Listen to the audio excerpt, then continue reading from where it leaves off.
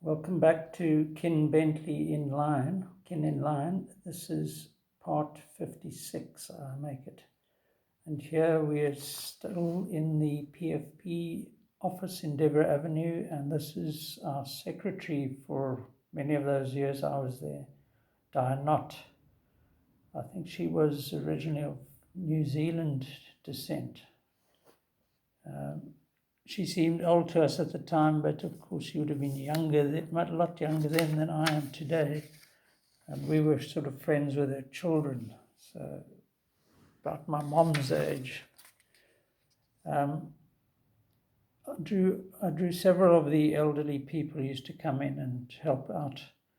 I'm not sure who this guy was, but he was a friend of W.A. Stevens, which was the name of Bunny Stevens. See, this is 1981. And Bunny was the retired headmaster of Selborne Primary. Real character, and I think he was the regional chairman of the PFP. And here I see there's my brother Alistair, chairman. So this was a thing about, these were minutes, I think, of PFP youth meeting. He was the chairman of the PFP youth in East London. In fact, yeah, these are all the minutes.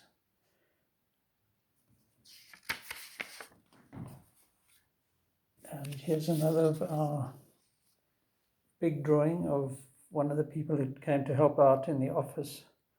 Probably the same fellow I sketched his face in the previous video.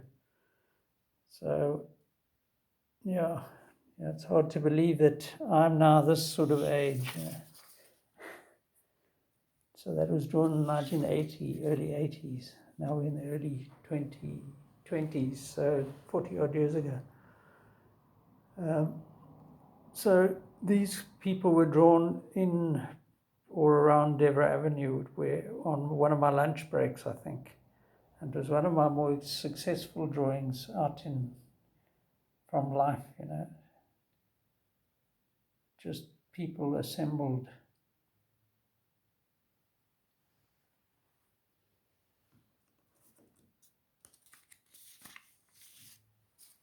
Quite nice using a felt tip pen like that. Here, I've forgotten all about this one.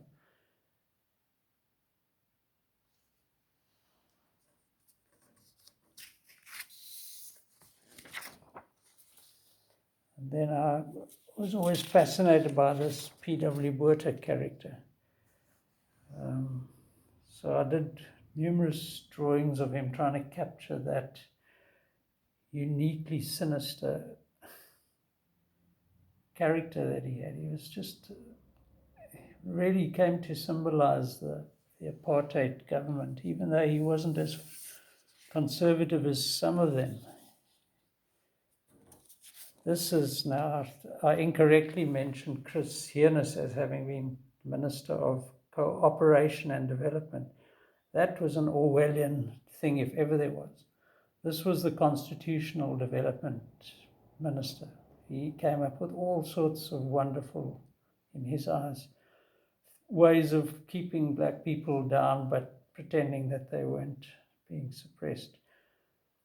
Cooperation and development was definitely Orwellian. It was basically how to subjugate, get the cooperation of the black community using whatever vile means they could concoct, I think this was a young Mugabe. Little did we know what a tyrant he would turn out to be.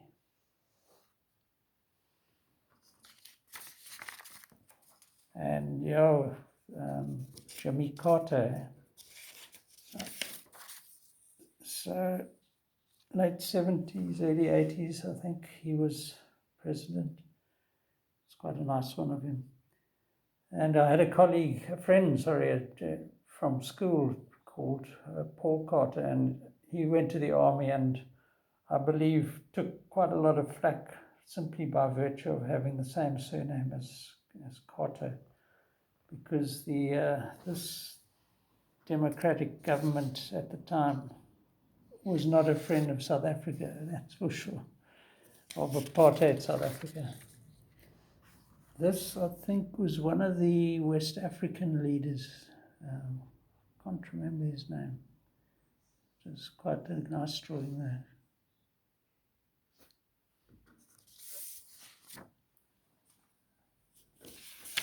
Just before we get onto that, this was a little cartoon I did of the 1983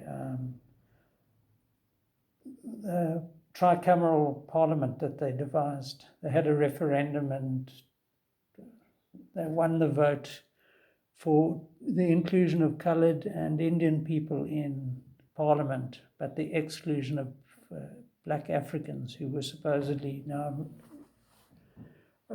citizens of these homelands that they created. So that's why I've drawn black people outside of the thing looking in.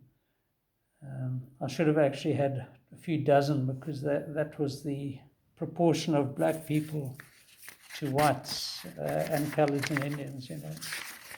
So you kept the majority out, and therefore their system worked, you know.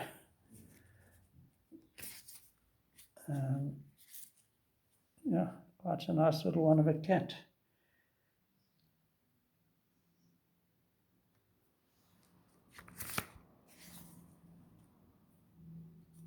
And I mentioned this chap who I did a caricature of, and this was actually a sketch of him. He did look like that, with a sort of big beard, and quite a dumpy sort of figure.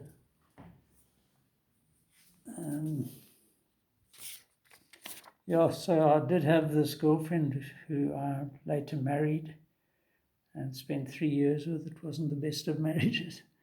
And she had this shirt, which I found a bit odd, "Who's Who Is Here." So this was Anne. I'd forgotten I'd done this drawing. But we were so young then. I mean, I was 27, I think, and she was a few years younger. So clearly we were just too young. Didn't know who we really were. And that's a Karoo type landscape. We're back in the PFP office here, and Diane mentioned earlier, the secretary. Quick sketch of her.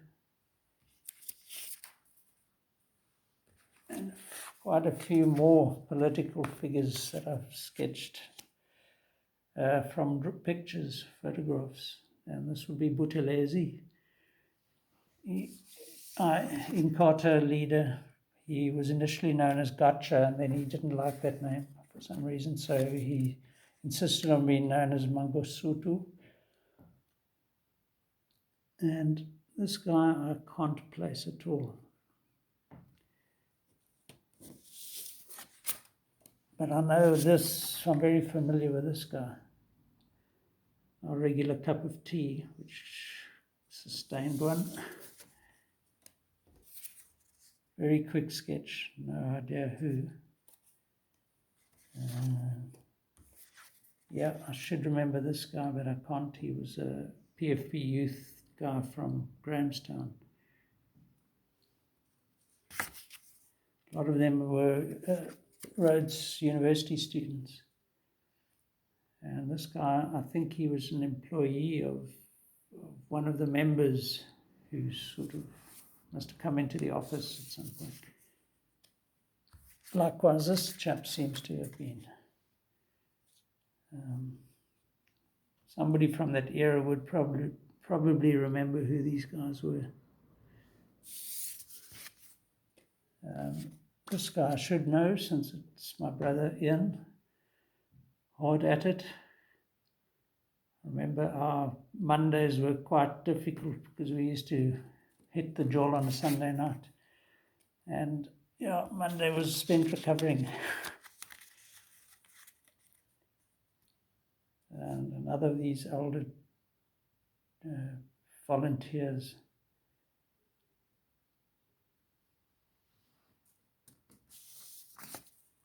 And this is probably him again.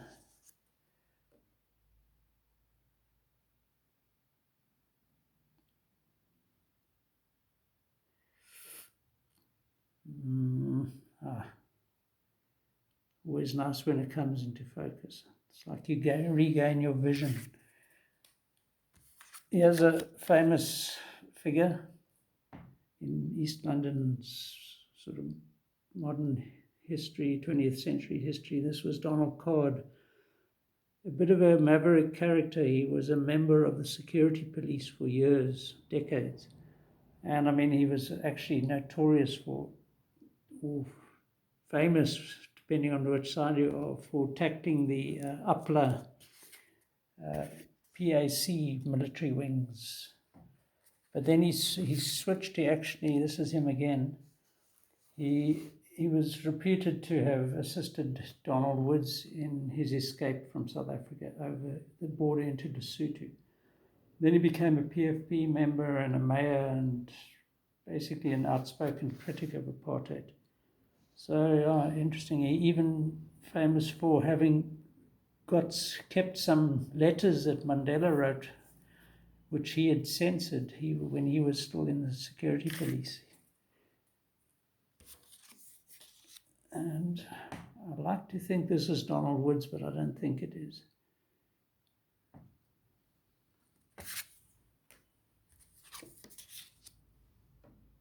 Yeah, these are all quick sketches done in that office. Well, most from life, but some not.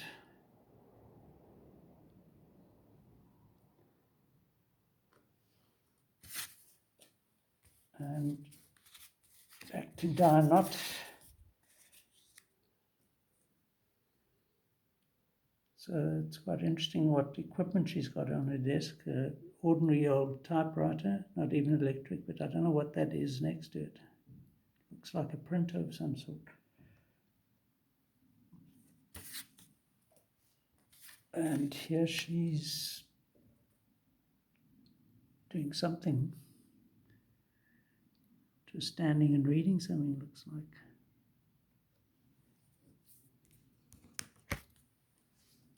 And on the phone,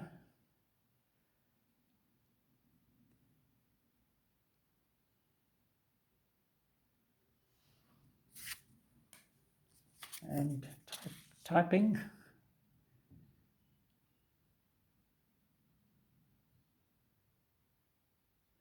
Remember, she must have been quite an active person. She hiked down the Fish River Canyon. This one she wouldn't be too impressed with. This is when distortion can somewhat uglify a person.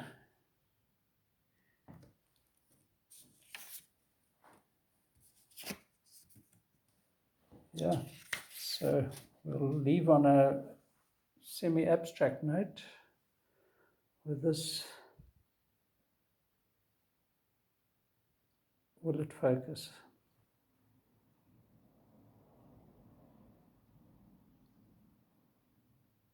Anyway, till next time, cheers.